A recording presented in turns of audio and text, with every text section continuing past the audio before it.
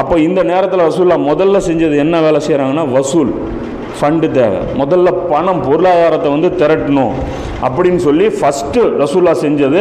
ரொம்ப கஷ்டமான ஒரு போர், ரொம்ப தூரத்தில் போக போகிறோம், சிரமமான ஒரு நிலையை வந்து சந்திச்சிருக்குது இஸ்லாமிய அரசாங்கம். இதுக்கு வந்து பணம் வந்து தேவைப்படுது, நீங்கள் கொடுங்க. ஏன்னா கைபரில் அந்த கிடைச்ச அந்த பொருட்கள் எல்லாம் பத்தலை. ஏன்னா சக்திக்கு மீறி இதை கற்பனை பண்ண முடியாது. நீங்கள் வந்து சாதாரணமாக இது கற்பனை பண்ண முடியாது, ரோமாபுரி கூட போய் மோதுறதுங்கிறது. ஏன்னா இன்றைக்கி இருக்கக்கூடிய ஒரு தமிழ்நாடு மாதிரியான ஒரு ஊர் அமெரிக்கா கூட சண்டை போடுற மாதிரியான ஒரு சுச்சுவேஷன் அது. அந்தளவுக்கு சரியான சுச்சுவேஷன், இது கடினமான சுச்சுவேஷன். அப்போ ரசூலுல்லாஹ் அதை இது பண்ணும்போது என்ன ஆகுது அப்படின்னா, பணம் வந்து கேட்கும்போது பலவிதமான காட்சிகள் வந்து இங்கே வெளிப்படுது. மூமின்கள் ஒரு மாதிரியாகவும் முனாஃபிகள் ஒரு மாதிரியாகவும் நடக்கிறாங்க. இதில் வந்து அல்லாஹ் சொல்கிறான் 9 அதிகாரத்தில் 6 வசனத்தில் அல்லாஹ் சொல்கிறான், நயவஞ்சகர்களான ஆண்களும் பெண்களும் அவர்களில் சிலர் சிலரை சேர்ந்தவர்கள், அவர்கள் தீமையை ஏவி நன்மையை விட்டும் தடுப்பார்கள், அல்லாவின் பாதையில் செலவு செய்யாமல் தம் கைகளை மூடிக்கொள்வார்கள், அவர்கள் அல்லாவை மறந்து விட்டார்கள், ஆகவே அவன் அவர்களை மறந்து விட்டான், நிச்சயமாக நயவஞ்சகர்கள் தான் பாவிகள். இவங்க என்ன பண்ணுறாங்கன்னு நல்லா சொல்கிறான், அல்லாவின் பாதையில் இவங்க செலவு பண்ணல, பணம் வச்சுருக்குறாங்க, நல்ல பொசிஷனில் இருக்கிறாங்க, நல்ல தோட்டங்களுக்கு சொந்தக்காரங்களாக இருக்காங்க, கையில் நல்ல பணம் வச்சுருக்கிறாங்க. ஆனாலும் என்ன பண்ணுறாங்க, ஒரு ஃபண்டு வந்து ஒரு தேவைப்படும் போது, அதாவது அல்லாவுடைய மார்க்கத்துக்காக தேவைப்படும் போது ஒரு முன்மாதிரியாக நடக்கணும்ல, நடக்கலை. இன்னும் சொல்ல போனால் என்ன பண்ணுறாங்க, யாரையும் வந்து கொடுக்கறதையும் தடுக்க வைக்கிறாங்க. நீ ஏன் கொடுக்குற, தேவையில்லை விடு, ஏன் அவன் வச்சுருக்கான் அவன் கொடுத்தானா, ஏன் இவன் வச்சுருக்கான் இவன், இந்த மாதிரியான ஒரு வேலையை வந்து செய்கிறாங்க. அதில் அடுத்ததில் அல்லாஹ் சொல்கிறான், நயவஞ்சகர்களான ஆண்களுக்கும் பெண்களுக்கும் மற்றும் நிராகரிப்பவர்களுக்கும் அல்லாஹ் நரக நெருப்பையே வாக்களித்துள்ளான். இந்த மாதிரி இவங்க நடந்துக்கிட்டதுனால இவங்களுக்கு நரக நெருப்பு தான் இருக்குது, அதில் அவர்கள் நிரந்தரமாக இருப்பார்கள், அதுவே அவர்களுக்கு மேலானதும் ஆகும். இன்னும் அல்லாஹ் அவர்களை சபித்துள்ளான், அவர்களுக்கு நிரந்தரமான வேதனை உண்டு. இது அல்லாஹ் வந்து அவங்கள வந்து சபிக்கிறான் அப்படின்னு சொல்லிட்டு 9:68 அல்லாஹ் சொல்கிறான். இன்னொரு காட்சி அவங்க என்ன பண்ணுறாங்க அப்படின்னா, இந்த ஃபண்டு கேட்ட உடனே உஸ்மான் ரலியல்லாஹு வந்து கொண்டாந்து பணம் வந்து நிறைய கொடுக்குறாங்க. ஃபஸ்ட்டு வந்து பேசுகிறாங்க, 100 ஒட்டகம் தராங்க, மறுபடியும் இன்னொரு வாட்டி 100 ஒட்டகம் தராங்க, இன்னொரு வாட்டி ஒரு 100 ஒட்டகம் தராங்க. இப்படி கொடுத்துக்கிட்டே இருக்கும்போது இவங்க வந்து என்ன பண்ணுறாங்க, கமெண்ட் பண்ணுறாங்க, இதை பார்த்தியா காட்டுறதுக்காக செலவு பண்ணுறாரு, கிண்டல் பண்ணுறாங்க. இன்னும் பெரிய ஒரு தர்மம் பண்ணுறாரு இவர் நினப்பு, எல்லாம் காட்டுறதுக்காக செலவு பண்ணுறது, இந்த வேஷம் போடுறதெல்லாம் எங்களுக்கு தேவையில்லை, எங்கள் உள்ளம் வந்து ரொம்ப தூய்மையானது, இப்படியெல்லாம் நாங்கள் வேஷம் போடணுன்னு அவசியம் கிடையாது அப்படின்னு சொல்லி கிண்டல் பண்ணுறாங்க. இது யாருக்கு, அமௌண்ட் அதிகமாக கொடுத்தாங்க இல்லையா அவங்களுக்கு இந்த கிண்டல்.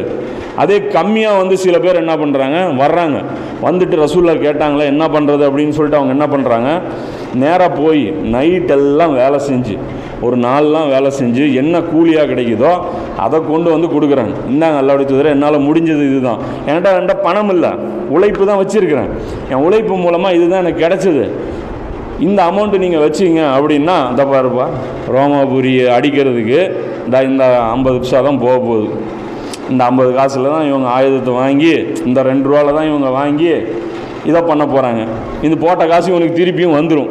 எப்படி ரோமாபுரி இதை வச்சு சொல்லுவாங்க, ஒரு பிளேடை வச்சுட்டு போய் அமெரிக்காவை ஜெயிக்க போகிறீங்களா அப்படிங்கிற மாதிரி அது ஒரு கிண்டல் பண்ணுறாங்க. அதை பற்றி அல்லாஹ் சொல்கிறான், இவர்கள் நம்பிக்கையாளர்களின் தாராளமாக தர்மம் செய்பவர்களையும் தங்கள் உழைப்பை தவிர வேறு எதையும் தர்மம் செய்ய கிடைக்க பெறாதவர்களையும் குறை கூறி ஏளனமும் செய்கிறார்கள். குறை பேசி ஏளனம் பண்ணுறாங்க.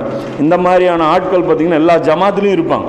இது என்னென்னா, இந்த ஆயத்துக்கள்லாம் சொல்லும்போது வேற சில நம்ம கூட இருக்கிறவங்களுக்கு, நம்ம பக்கத்தில் இருக்கிறவங்களுக்கு பொருந்துகிற மாதிரி இருக்கும். ஆனால் அப்படி பொருத்தி நம்ம வந்து கிண்டலும் கேலியும் பண்ணக்கூடாது. இந்த இடத்துல நாம் என்ன பண்ணணும்னா, இந்த மாதிரி செய்யக்கூடாது. ஒரு நல்ல காரியம் நம்மளால் செய்ய முடியல, இன்னொருத்தன் செய்கிறான், அவனை வந்து தப்பான அர்த்தம் கொடுக்கறது, இதெல்லாம் வந்து இது செஞ்சுட்டா பெருசாக இதாயிருமா, இந்த குரான் கிளாஸ் நடத்திட்டிங்கன்னா இப்படி ஆயிருமா அப்படிங்கிற பேச்சுக்கள் வந்து வரும். அதை வந்து கொண்டு போய் நம்ம வந்து அவங்களுக்கு பொருத்தக்கூடாது. ஏன்னா அல்லாஹ் பாதுகாக்கணும். இந்த கேலி பண்ணுறது, இந்த வேலையை வந்து காஃபிர்கள், அதாவது நயவஞ்சகர்களுடைய வேலை.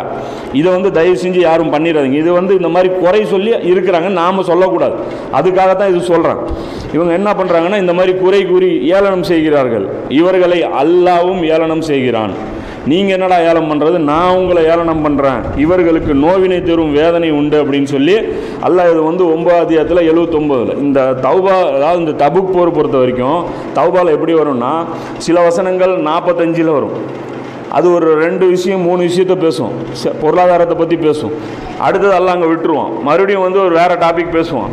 மறுபடியும் 9, 70 அந்த மாதிரி சீக்வன்ஸில் பார்த்தீங்கன்னா மறுபடியும் வந்து அந்த போருக்கு கிளம்புறதை பற்றி பேசுவோம். இன்னொரு இடத்துல பார்த்தீங்கன்னா முனாஃபிக்குகள் வந்து ரசூலாவை கொல்றதுக்காக திட்டம் போட்டாங்கிறத அந்த விஷயங்களை பற்றி பேசுவோம். இந்த தௌபாவுடைய தபுக் போர் வந்து தௌபாவில் வந்து அங்கங்கே பிச்சு போட்டு வச்சுருப்போம். அதனால் வந்து கரெக்டாக புரிஞ்சுக்கணும் எந்த ஆயத்து வந்து தபுக்கை குறிக்கும். ஏன்னா அடுத்த ஆயத்தை பார்த்தோன்னா வேற போரை குறிக்கும். இது சீக்வன்ஸாக புரிஞ்சுக்கணும். இந்த குரானுடைய ஒரு சுன்னத்தே இப்படி தான். குரான் வந்து ஒரே தொடராக பேசாது, மாறி மாறி பேசும். அந்த மாதிரி இது பார்த்தீங்கன்னா 68 அந்த வசூல் சம்பந்தமாக பேசுகிறான். இங்கே 79 பார்த்தீங்கன்னா அதாவது 10 வசனம் தாண்டி மறுபடியும் பார்த்தீங்கன்னா இது ஜம்பாய் வரும். ஆனால் இதுவும் தபுக் சம்மந்தப்பட்ட வசனம் தான். ஏன்னா அப்போ தான் இது நடக்குது. தாராளமாக சிலர் உஸ்மான் ரலியல்லாஹு அன்ஹு மாதிரியான ஆட்கள் தர்மம் செஞ்சாங்க. சிலர் வந்து முடியல அப்படின்னு சொல்லி ஒரு பேரிச்சம்பழம்லாம் கொண்டாந்து கொடுக்குறாங்க. அப்போ ரசூல் அதை வாங்கி அந்த குவியலில் வந்து மேலே வைக்கிறாங்க. இது எல்லாத்த விட டாப்பு அப்படிங்கிற, உள்ளம் வந்து ரொம்ப பெருசு அப்படின்னு சொல்லி ரசூல் அதை வந்து சொல்கிறாங்க.